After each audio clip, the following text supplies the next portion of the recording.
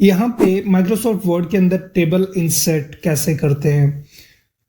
यहाँ पे आपको एक ऑप्शन का तो ऑलरेडी पता होगा, इंसर्ट टैब के अंदर जाएं और यहाँ से आप टेबल के ऑप्शन में जाएं और यहाँ से आप कोई भी सिलेक्ट करके इंसर्ट कर सकते हैं, ठीक है।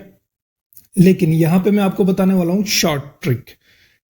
तो आपने अपने कीबोर्ड से प्लस का बटन प्रेस करना है, ठीक है, और यहाँ पे आपने माइनस के साइन कुछ इस तरह से इंसर्ट करना है, फिर से आपने प्लस का बटन प्रेस करना है, फिर से आपने यहाँ पे माइनस कुछ इस तरह से इंसर्ट करना है, फिर से प्लस एंड फिर से माइनस।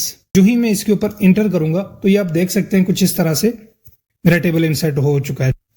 तो यहाँ पर एक और तरीका भी है, यहाँ पे आपने प्लस का बटन प्रेस करना है, टैब का बटन प्रेस करना है, फिर से प्लस का बटन प्रेस करना है और फिर से टैब का बटन प्रेस करना है, फिर से आपने प्लस और आप इंटर करेंगे तो ये आपके सामने कुछ इस तरह से टेबल ऑटोमेटिकली इंसर्ट हो जाएगा।